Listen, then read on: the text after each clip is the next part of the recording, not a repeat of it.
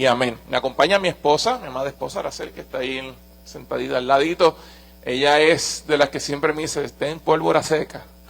Siempre ten algo preparado, tú no sabes cuándo sea necesario, ¿verdad? Y eso es una exhortación que se la hago a ustedes. Usted tiene que estar siempre presto a dar una palabra. Usted no sabe en qué momento, en qué circunstancia, una palabra del Señor que Dios ponga en su corazón, usted tenga para alguien en necesidad, ¿verdad? Y vivimos en tiempos difíciles donde hay mucha necesidad. Amén. Así que siempre es bueno estar preparados y listos. Yo le pido que usted me acompañe al libro de los Hechos, capítulo 17, versos 10 y 11. Hechos capítulo 17, versos 10 y 11. Este pasaje se da dentro de un contexto de los viajes del apóstol Pablo con Silas. Antes de estos versos, el apóstol estaba predicando, llevando el mensaje de las buenas nuevas en Tesalónica. Y pues en Tesalónica pues se alborotaron un poco y tuvieron que salir en la noche a escapar por sus vidas, ¿verdad? Y cuando ocurre eso, pues es lo que vamos a estar leyendo los próximos versos de lo que ocurre después de salir de Tesalónica. Hechos 17, versos 10 al 11, voy a estar leyendo la versión internacional. Y dice de la siguiente manera: tan pronto como se hizo de noche, los hermanos enviaron a Pablo y a Silas a Berea, quienes al llegar se dirigieron a la sinagoga de los judíos. Estos eran de sentimientos más nobles que los de Tesalónica, de modo que estuvieron muy dispuestos a recibir el mensaje, y todos los días examinaban las Escrituras para ver si era verdad lo que se les anunciaba. Subraye eso por ahí. Puede tomar asiento. Cuando me preparaba para este mensaje, hablaba con el hermano Samuel y le más o menos cuál es el tema, y era la necesidad, la importancia de hablar de la centralidad de las Escrituras en la iglesia. Y tuvimos una conversación en esa llamada donde fue un compartir y darnos cuenta o ver cómo el Espíritu Santo ha traído esta inquietud a distintas congregaciones. Un llamado a volver a las Escrituras, un llamado a volver a poner a Cristo en el centro de las reuniones de la iglesia, en nuestras conversaciones, en nuestros estudios bíblicos, en nuestras alabanzas, que Cristo sea el centro de la predicación, que Cristo sea el centro de la exhortación, que Cristo sea el centro de la adoración, ¿verdad? Y en esa necesidad, ¿verdad? Inmediatamente enganché, ya sabía que este era el pasaje que el Señor me había puesto en mi corazón. Pero me puse a pensar para ver si hay cosas que van más allá de quizás de nuestras percepciones, ¿verdad? Uno quizás dentro de la postura pastoral, pues uno va identificando unas cosas y uno puede prejuiciarse. Y empecé a quise buscar un poquito en cuanto a cómo está el conocimiento bíblico, quizás en nuestra realidad o en la realidad de Estados Unidos, que cuando se hacen investigaciones, pues Puerto Rico y Estados Unidos, pues se aplica los resultados de Estados Unidos, se lo contextualizan a Puerto Rico también. Y también quise buscar si hay, como uno va viendo, cuánto de las herejías se están metiendo, herejías que habían desde el inicio de la iglesia, que se atacaron desde el principio de la iglesia, qué cosas se están colando en el mensaje en el tiempo de hoy en la iglesia. Y también quise ver cómo estaba la realidad de la fe y aquellos que están abandonando la fe, ¿verdad? Y encontré tres resultados, tres investigaciones muy particulares y quiero compartirle para que tenga una idea.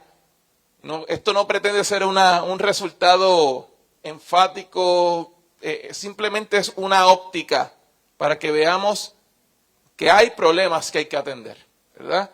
En cuanto al conocimiento de la Biblia en las iglesias protestantes, ¿verdad? Según el grupo Barna, que fue uno de los que hicieron estos estudios, se dividieron en tres grupos, ¿verdad? Personas que leen y que aplican la Biblia regularmente, personas que tienen un contacto ocasional con la palabra o personas que tienen poca o ninguna relación con la palabra.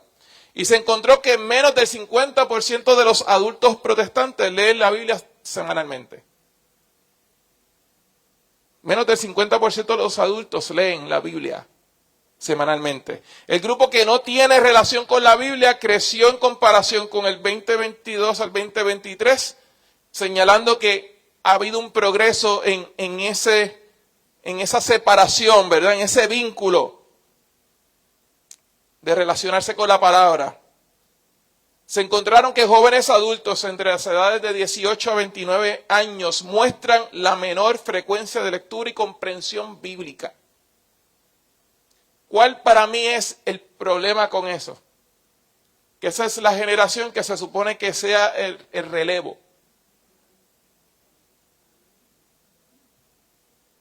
Y si ese es el relevo y muestran menor frecuencia de lectura y comprensión bíblica, tenemos un problema serio. Entre protestantes evangélicos todavía hay un núcleo fuerte que leen y aplican la Biblia regularmente, pero está disminuyendo en proporción. Así que entre los que se están desvinculando con la palabra, que no la están leyendo con frecuencia, a tener un relevo que está con problemas de lectura de la palabra y de la comprensión de la palabra, se presenta un escenario difícil en un futuro a mediano o largo plazo.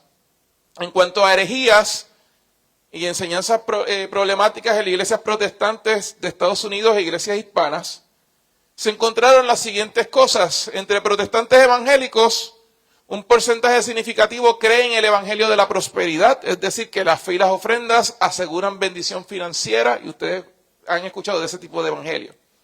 Algunos sostienen, o asisten, perdón, algunos asisten mientras creen en creencias universalistas.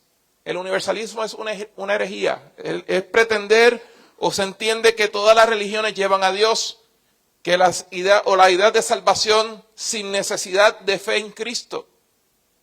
Porque todos los caminos conducen a Dios. Es esa mentalidad de que todos los caminos conducen a Dios. Y si yo, como hablaba ahorita el hermano en el estudio, ¿verdad? Hay la gente que son religiosas, pues entienden que porque hagan cosas que son buenas según su estándar de bueno, entienden que tienen derecho a esa salvación. O van a ser conducidos a Dios porque hacen cosas buenas.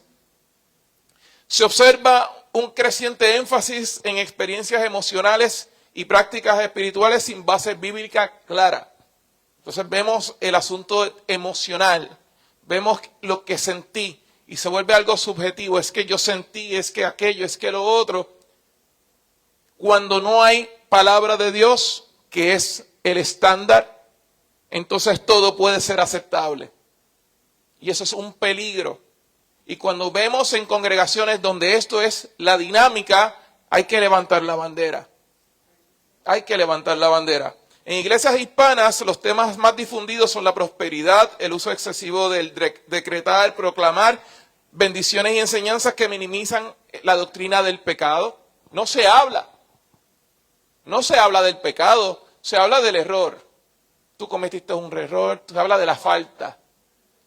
Pero después que te levantes está todo bien. No, lo que es pecado y el pecado es tan problemático que solamente hubo uno que tuvo que tomar el lugar tuyo y mío para limpiarnos y sacar el pecado como el impedimento para tener una relación con el Padre Celestial. Hubo que pagar a precio de sangre por el pecado. El pecado no es cualquier cosa. Fue la razón por la que Cristo tuvo que venir a la tierra y morir por cada uno de nosotros. No es cualquier cosa. Y tercer punto, el abandono de la fe cristiana en Puerto Rico y en Estados Unidos. En Estados Unidos se encontró que en 1990 más del 85% de la población estadounidense se había identificado como cristianos. Y en el 2024 la cifra estaba en un 64%. Hubo un 21% menos. Desde el 1990, ¿verdad? En 34 años bajó un 21%. El grupo de ninguna afiliación religiosa, o los nones, que no pertenecen a ninguna afiliación religiosa, creció de menos del 10% en los 90 a más del 30% en el 2024. no se identifican con ninguna religión. Hay muchos por ahí que le pueden decir, yo creo en Dios, no creo en la iglesia. Tiene un problema serio. Tiene un problema serio, ¿verdad? Pero es esas mentalidades. La mayor pérdida proviene de protestantes, sobre todo jóvenes que dejan las iglesias. Y por un lado, las edades que tienen que ver con el relevo. Por otro lado, esa edad de relevo son de los más que están alejándose, ¿verdad?, de la iglesia.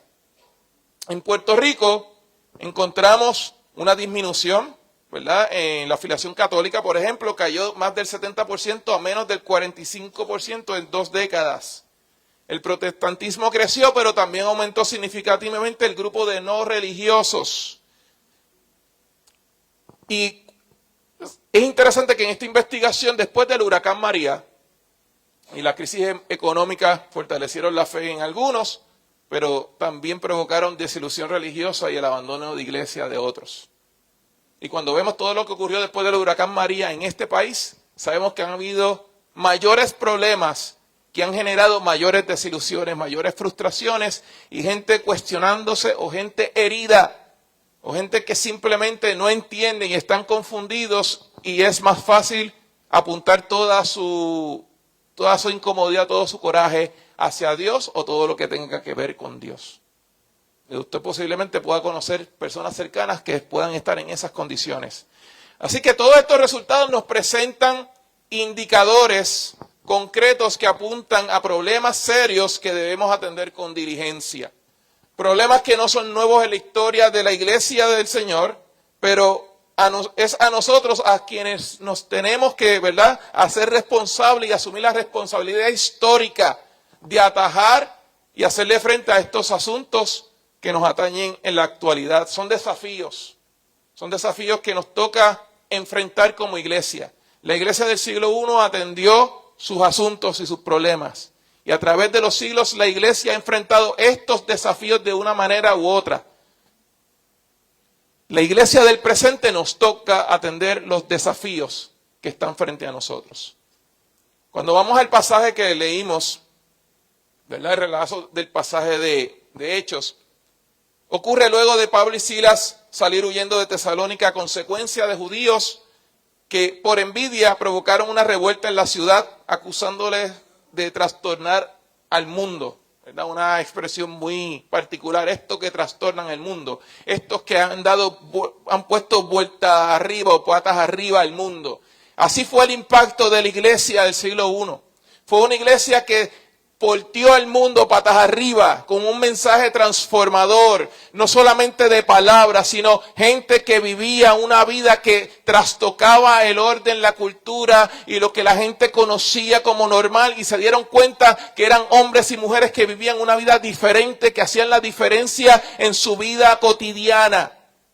Por eso trastornaron al mundo, lo pusieron patas arriba en un buen sentido. Y no tenían problema en compartir la fe a pesar de los desafíos que ocasionó precisamente ese evangelio en medio de un imperio sumamente cruel, cruento, difícil. Pero esa gente creyó en un mensaje que les transformó la vida y ellos vivieron compartiendo ese mensaje y transformaron ciudades donde estaban viviendo. Esa era la iglesia. Y estos hombres, Pablo y Silas, esta gente los llamó y los acusó de trastornar al mundo. La labor de Pablo y Silas en Tesalónica fue fructífera a pesar de la oposición. Pablo tenía por costumbre, cuando uno ve, y sé que están hablando de la vida de Pablo, Pablo por costumbre iba primero a las sinagogas en los lugares donde iba a visitar y compartía el mensaje del evangelio con los judíos en las sinagogas y luego de compartir con ellos iba a llevar el mensaje a los gentiles. Esa era su manera de él trabajar, ¿verdad? Y predicar a los judíos residentes de esos lugares. Y luego predicaba a los gentiles. Y hubo conversiones de judíos y gentiles en Tesalónica. Y gracias a un grupo de hermanos pudieron ellos sacarlos de la ciudad cuando aquellos vinieron, los judíos que vinieron a acusarlos. Y tuvieron que salir hacia Berea. Y Berea era una pequeña ciudad apartada de los caminos que se transitaban por costumbre, o los más conocidos. Aparentemente los creyentes enviaron allá a los misioneros, bien porque tenían contactos en Berea o porque pensaban que sus enemigos seguirían los caminos más conocidos y no la ruta hacia Berea por donde ellos los enviaron. Y cuando uno dice, wow, o sea, esta gente salió de Tesalónica, los mandaron para Berea, ¿cuánto tiempo? Porque uno lee la narrativa y piensa que fue en una noche que llegaron a Berea, ¿verdad? Berea no está cerca de Tesalónica, sino más o menos a unas 50 millas de distancia. Yo me puse el ejercicio para que lo podamos entender. Imagínate que usted sale de aquí caminando a Sabanahoyos en Arecibo. Empieza a salir ahora a caminar para allá, en Sabanahoyos, con este calorcito. Usted me dirá cuándo usted va a llegar a Sabanahoyos en Arecibo. ¿No va a llegar hoy en la noche? Va a ser una caminata larga. Era una caminata larga. Y esta gente salió a caminar a una ruta que no sabían. Los encaminaron por esa ruta. Y esta gente siguió, ¿por qué? Porque era más importante cumplir la misión que simplemente pensar que es muy lejos la distancia que hay que recorrer. A veces que tenemos que hacernos esas preguntas, ¿qué estamos dispuestos a hacer por causa del Evangelio? ¿Qué estamos dispuestos a hacer? A veces la distancia de nosotros es una llamada telefónica, un mensaje de texto, un email, una videollamada, una visita en carro. Esta gente era a pie, con todo un sistema en contra, con muchos opositores. Y usted en la comodidad de un celular, en la comodidad de su casa, en la comodidad de un carro privado suyo, que usted lo maneja con libertad, ¿cuánta disposición hay para llevar el mensaje del Evangelio? Una pregunta que debemos hacer. Ahora, ¿qué ocurrió a la llegada de Pablo y Silas a Berea? Lucas en su narrativa va directo a los creyentes relevantes, en su narrativa va directo a los eventos relevantes que quiere registrar. Lo primero que hicieron fue llegar allá y se dirigieron a la sinagoga de los judíos. ¿Y qué nos dice esto? Que el apóstol Pablo y Silas no cambiaron su estrategia a consecuencia de lo ocurrido en Tesalónica. El que haya ocurrido lo que ocurrió ayer no significa que voy a cambiar hoy. Ellos no cambiaron. No permitieron que la oposición, los adversarios y los calumniadores que querían impedir, silenciar o perjudicar la labor de ellos, alteraran el enfoque de su labor ministerial de predicar las buenas nuevas de salvación. Esto nos habla de hombres convencidos, de hombres entendidos y hombres comprometidos con el Evangelio de Jesucristo. La iglesia de hoy necesita hombres y mujeres convencidas del mensaje del Evangelio de Jesucristo, entendidos en las verdades bíblicas y comprometidos con el Señor y el reino de los cielos. Más allá de las agendas o de la comodidad particular de cada uno, más allá de un compromiso con una congregación, con una iglesia, es el reino de Dios y su palabra, es un compromiso con el Señor de la iglesia. Es bueno ser leal a la congregación a donde uno pertenece. No me malentienda. Pero muchas veces nos acomodamos a las rutinas que como congregación se establecen para nuestro desarrollo y se nos olvida que este es el lugar donde somos capacitados, donde somos alimentados, donde somos fortalecidos, pero somos impulsados y enviados a impactar afuera.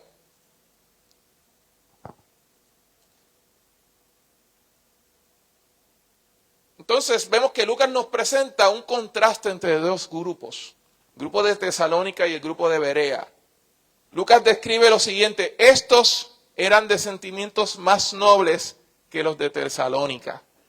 Eso llama mucho la atención, ¿verdad? De modo que estuvieron muy dispuestos a recibir el mensaje todos los días y examinaban las escrituras para ver si era verdad lo que les anunciaba. La expresión eran de sentimientos más nobles, ¿verdad? O eran más nobles en el contexto, ¿verdad? del griego. Se dice literalmente que eran mejor nacidos. Y que en ciertos contextos puede indicar la nobleza de sangre, de personas, ¿verdad?, de la nobleza. Pero en otros contextos, a la nobleza de espíritu. Esta descripción de Lucas hace una comparación entre los judíos de Tesalónica y los de Berea en cuanto a las actitudes de ambos.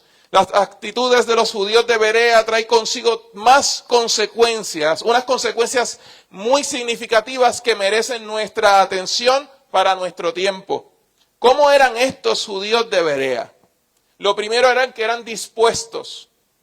Estaban dispuestos a recibir el mensaje que se les estaba trayendo. Había disposición en el corazón.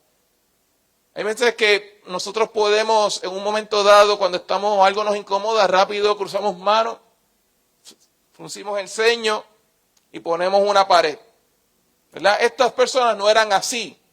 El verbo griego de komai utilizado en este pasaje significa principalmente recibir, tomar, aceptar o dar la bienvenida.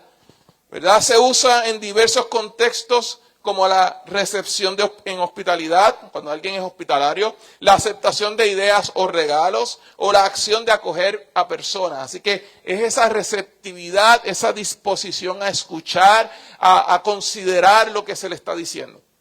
En este caso, Lucas resalta en estos judíos una actitud receptiva de apertura, no de resistencia, no de rebeldía o incredulidad. En la historia del pueblo de Israel, la actitud incorrecta de los judíos tuvo muchas consecuencias negativas que quedaron evidenciadas en los escritos del Antiguo Testamento. Y quiero que veamos un pasaje en particular. Es el Salmo 95, versos 7 al 9. Dice, si ustedes oyen hoy su voz, no endurezcan sus corazones como en Meribá, como aquel día en Masá, en el desierto, cuando sus antepasados me tentaron, cuando me pusieron a prueba a pesar de haber visto mis obras. Wow.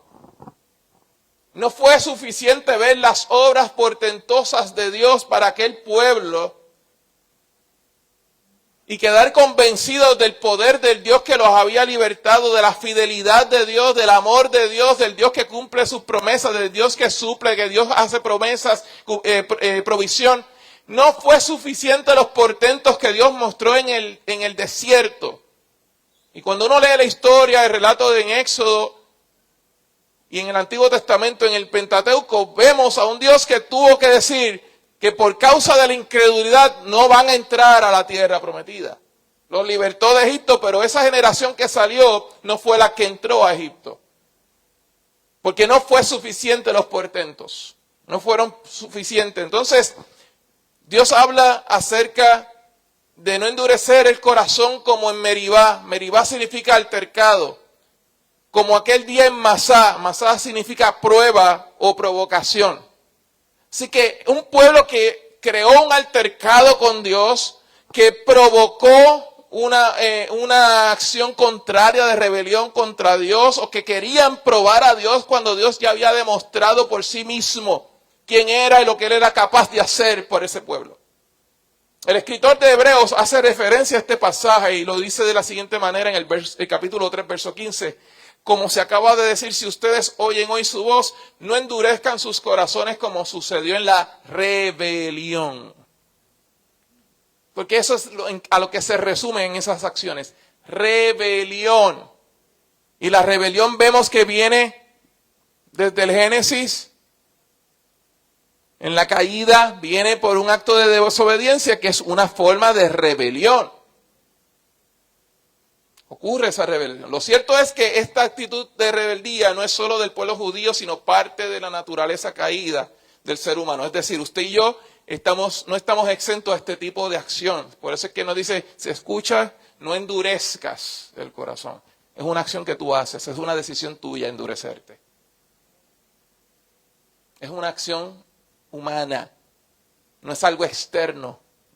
Yo decido endurecerme. Estos judíos de Berea no actuaron en rebeldía, incredulidad ni resistencia al mensaje de Pablo y Silas, sino demostraron disposición.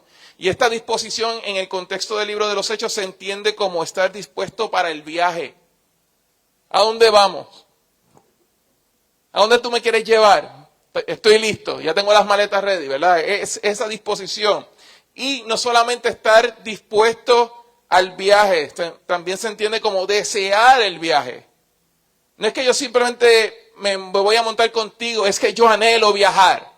Es una manera de entender que nos identificamos con el mensaje, que nos apropiamos del mensaje, que nos movemos en la línea de ese mensaje, en el mensaje o en la línea de la exhortación que se me está trayendo. Yo me incluyo, me vuelvo partícipe de esa ola. Eso es lo que está demostrando este grupo de personas cuando empezaron a escuchar el mensaje del Evangelio.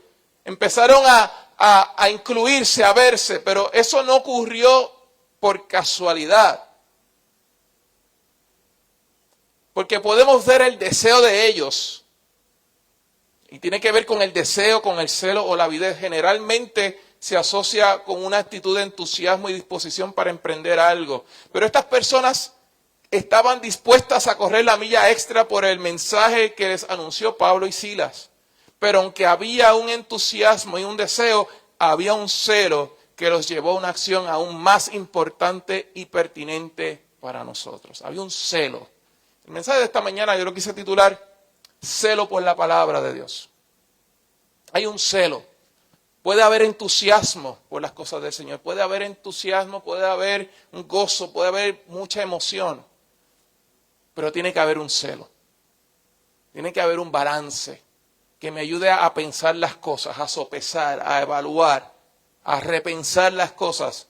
Porque cuando yo me entusiasmo, yo me pompeo, veo todo Peaches and Cream, pero no necesariamente estoy entendiendo la realidad o las implicaciones de X o Y cosas. Es importante el celo que nos ayuda a poner pie en tierra y a analizar y a tomar decisiones pensadas y dirigidas, ¿verdad?, en la dirección del Espíritu.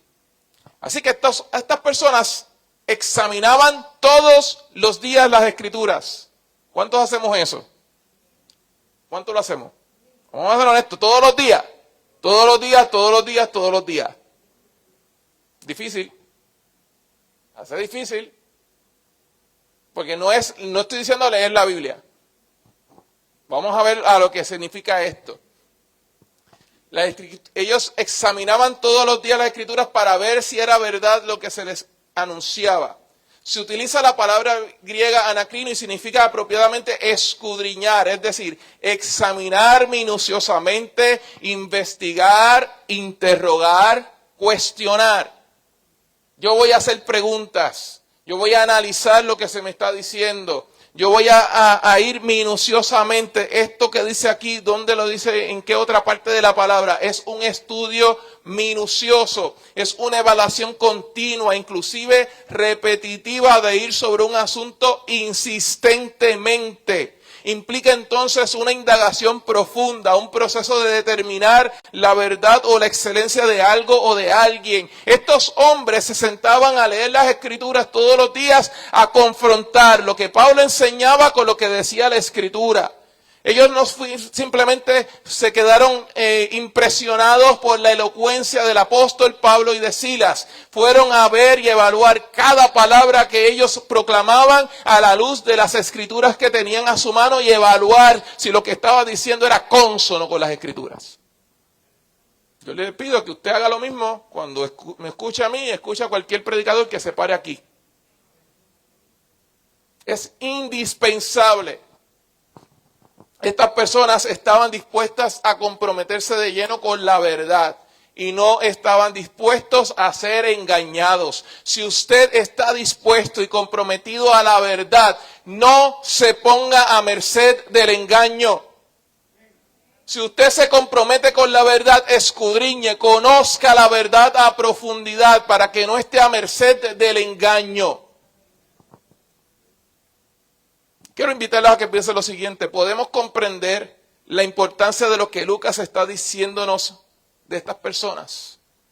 Hay un momento donde el Señor trajo una enseñanza que muy bien pudiera aplicarse con estas personas. Ustedes saben la parábola del sembrador, ¿verdad? Y voy a tocar los versos 19 al 23, la explicación que él le da a los discípulos.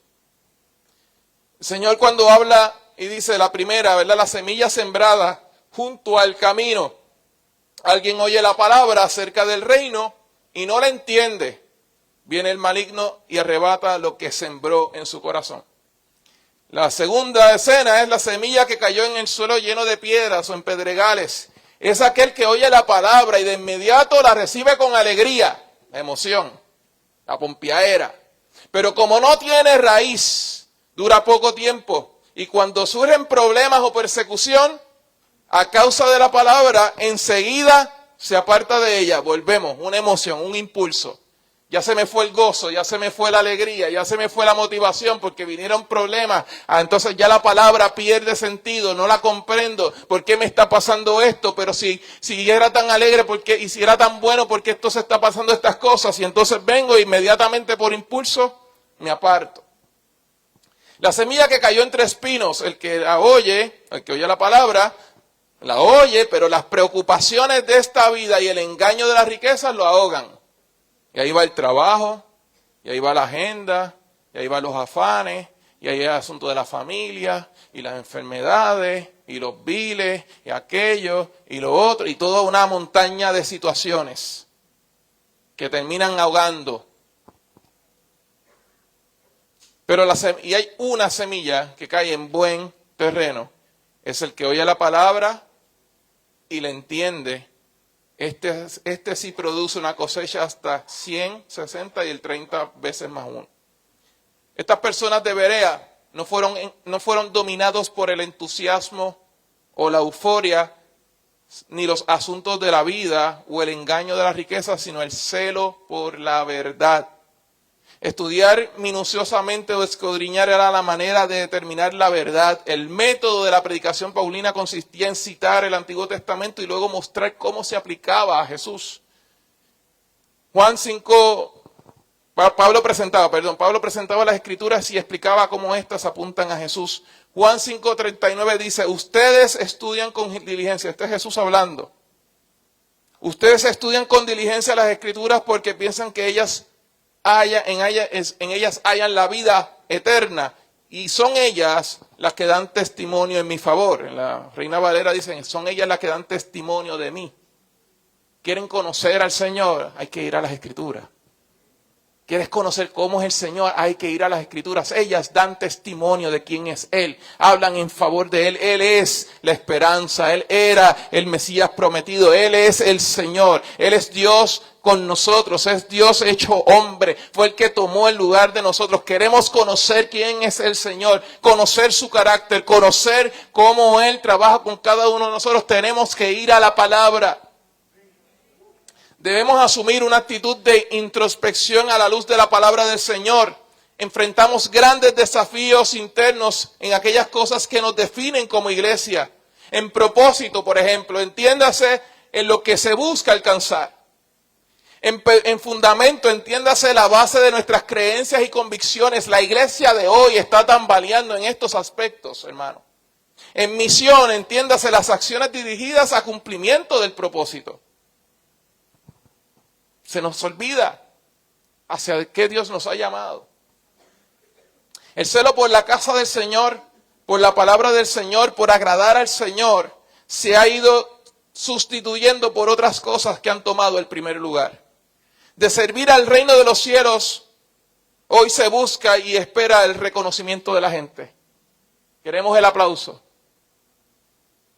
Queremos el like. Queremos la exposición. Queremos que nos reconozcan. De buscar a Dios y vivir en santidad lo cambiamos por el activismo religioso y por las experiencias emocionales sin trascendencia ni transformación.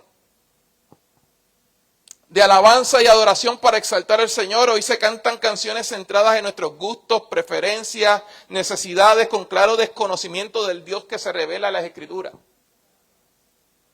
Una barbaridad. Es triste. Las Sagradas Escrituras, que es la palabra de Dios revelada, hoy queda a un lado por aquellos que dicen traer nuevas revelaciones, por falsos profetas, por falsos apóstoles y falsos maestros. Esta es la nueva revelación. Dios me reveló anoche tal cosa, Dios me mostró esta visión y esta revelación. Cualquiera que venga con otro mensaje sea anatema.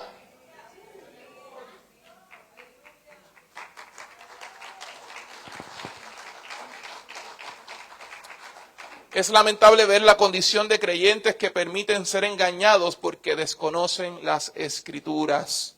y lo que anhelan escuchar es aquello que suena bonito. ¿Sabe qué? Cuando uno se pone a analizar la gente que cae en los pescaditos, en la llamadita, en el mensajito, y sueltan dinero con facilidad y caen en esos fraudes, ¿sabe por qué es? Porque su corazón anhelaban eso. Nadie que no anhela algo como eso, cae en eso. Caen porque lo que están escuchando es lo que quieren escuchar y suena muy bueno para ellos, porque es un anhelo del corazón. Ese es el engaño. Cuando vamos a las Escrituras y vemos cómo Eva fue engañada, hasta qué punto Eva fue engañada por la serpiente, porque la serpiente le dijo lo que ella en su corazón pensaba. Simplemente pensemos. Hay que abrir los ojos. El engaño está a la puerta. La Biblia dice, ¿verdad?, que aún de ser posible que sean engañados los escogidos, es de ser posible. Pero es que entendamos que hay un enemigo que viene a engañar. Y el engaño, el peligro del engaño no es el engaño que es evidente. Es aquel que tiene mucho contenido de verdad. Pero sigue siendo engaño. Es discernir. Es discernir que es una mentira. Necesitamos poner los puntos sobre las íes. Como iglesia del Señor necesitamos poner los puntos sobre las íes. Prestemos atención a la palabra de Jesús registrada en Juan 14, 15 al 21. Si ustedes me aman, obedecerán mis mandamientos. Y yo pediré al Padre y les daré otro consolador para que los acompañe siempre. Y el Espíritu de verdad a quien el mundo no puede aceptar porque no lo ve ni lo conoce. Pero ustedes, volveré a ustedes. Dentro de poco el mundo ya no me verá más, pero ustedes sí me verán. Y porque yo vivo, también ustedes vivirán. En aquel día ustedes se darán cuenta de que yo estoy en mi Padre y ustedes en mí y yo en ustedes. Verso 21, ¿quién es el que me ama? Vuelve el Señor a enfatizar, ¿quién es el que me ama? El que hace suyo mis mandamientos y los obedece. Y al que me ama, mi Padre lo amará y yo también lo amaré y me manifestaré a él. Aquí el asunto no es el amor emocional. Ay, Señor, es que yo te amo tanto, es que tú me haces sentir tan bien. No, eso no es lo que Jesús está diciendo del que lo ama. El que me ama, mi palabra guardará. El que me ama va a hacer de mis mandamientos suyos. Se va a apropiar de ellos, lo va a integrar a su sistema de creencias, a su manera de vivir, a su manera de pensar, a su manera de actuar, a su manera de relacionarse los unos con los otros. La palabra, los mandamientos del Señor serán nuestra guía en nuestras acciones. Será aquella forma en que usted y yo hablemos con las personas. Será la forma en que usted y yo obraremos para el Señor.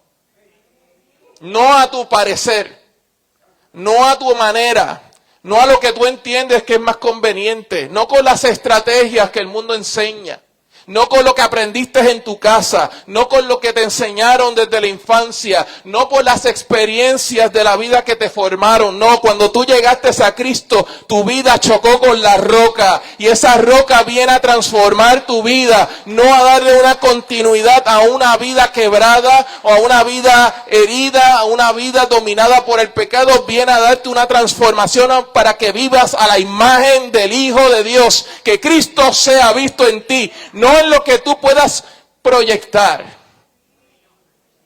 sino como resultado de la obra del Espíritu Santo en ti, porque Él es el que va a dar testimonio de quién tú eres. El amor que se habla aquí es el amor ágape, es el amor que tiene un uso y un aspecto en el sentido social y moral, no sentimental o emocional. Es el amor que prioriza el colectivo y el bienestar de las personas, de todos los demás. Por eso cuando el Señor dice, en esto se resume la ley, amar a Dios sobre todas las cosas y al prójimo como a ti mismo. El amor tiene que priorizar en el otro de la misma manera que guardo a quien soy yo, pero prioriza sobre el otro. Es el amor que entiende que hay unos principios que trascienden a nuestras perspectivas individuales. No es simplemente yo saberme amado por el Señor. Es saber que el amor de Dios que ha derramado en mi corazón es para que yo me mueva en amor a otros. Jesús estaba exhortando a sus discípulos y por consiguiente a nosotros en esta mañana a hacer nuestros sus mandamientos, es decir, apropiarnos de ellos y hacerlos parte de nuestra manera de vivir. Cambien la forma en la que ese amor cambie y esos mandamientos cambien la forma en la que hablamos, que esos mandamientos establezcan las maneras saludables de relacionarnos con las personas, que transforme nuestros criterios en la forma de tomar nuestras decisiones, que cuando actuemos la gente pueda decir, estos realmente tienen a Dios porque se están moviendo de una manera distinta a la que el mundo se mueve. Mandamientos que reestructuren las prioridades de nuestra vida. Mandamientos que si los vivimos transforme la cultura de la comunidad de fe. Porque ¿sabe lo que está ocurriendo? Que nos reunimos como congregación, pero se siguen perpetuando los hábitos de la vieja naturaleza en la comunidad de fe. ¿Dónde está la transformación? ¿Dónde está el cambio? Usted vino a Cristo, el cambio se tiene que notar. No es un cambio que usted produce, pero si hay un corazón dispuesto, el Espíritu Santo tiene la libertad para obrar. Pero si usted viene aquí para mantener una cuota, para mantener una imagen de que usted es siervo del Señor, pero no hay cambio.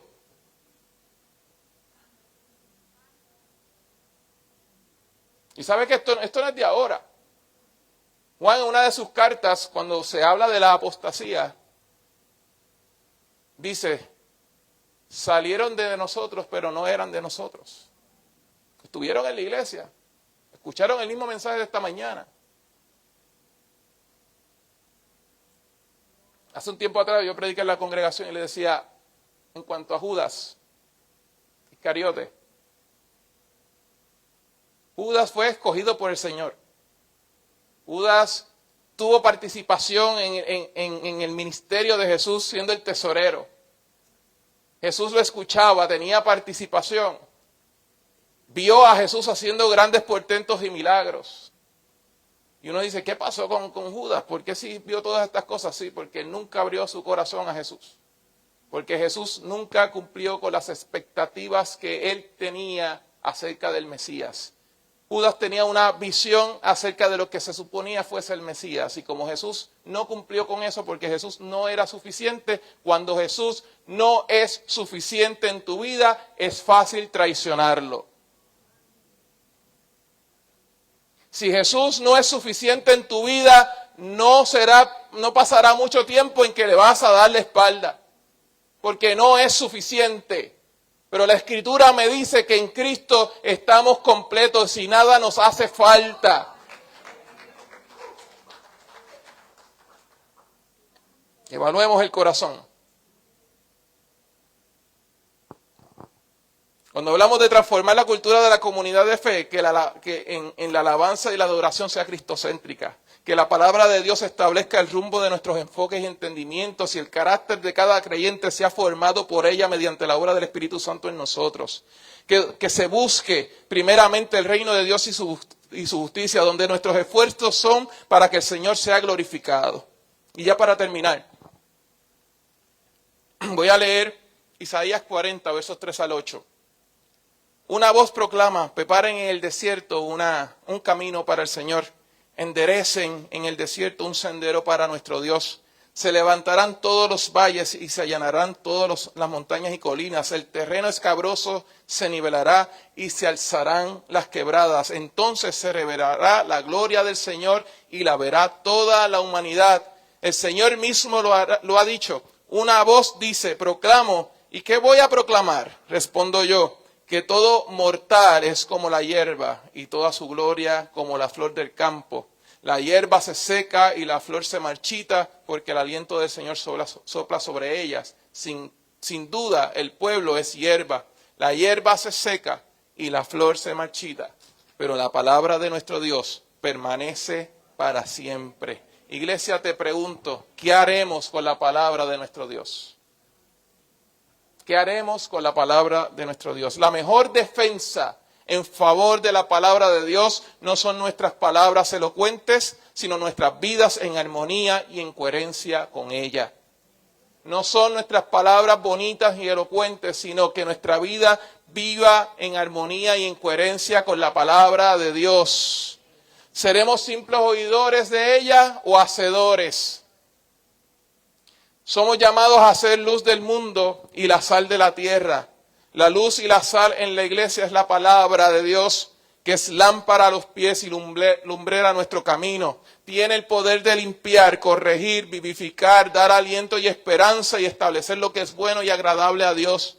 La luz no debe esconderse bajo nuestras camas, sino ser puesta en los lugares altos, dijo Jesús, a la vista de todos de ser posible. La luz de la palabra de Dios no debe ser de beneficio propio ni para nuestra comodidad. Por el contrario, ella es la que nos saca de nuestra comodidad para que la vivamos cada día para bendición de las familias de la tierra. Queremos la transformación de las familias de esta isla en que vivimos. Volvamos a la palabra para que ella nos transforme primero. Si queremos transformación para Puerto Rico, volvamos a la palabra para que ella nos transforme a nosotros primero. Queremos transformación para nuestras casas, volvamos a la palabra para que Dios nos transforme por medio de ella primero. La transformación de un pueblo comienza siempre con uno. Y ese podemos ser tú y yo. Qué bendición el que hayas podido estar en sintonía con este servicio. Espero que te haya servido de mucha edificación. Siéntete en la libertad de hacer cualquier comentario o alguna petición de oración. Así que sigue disfrutando estos sermones. Dios te bendiga.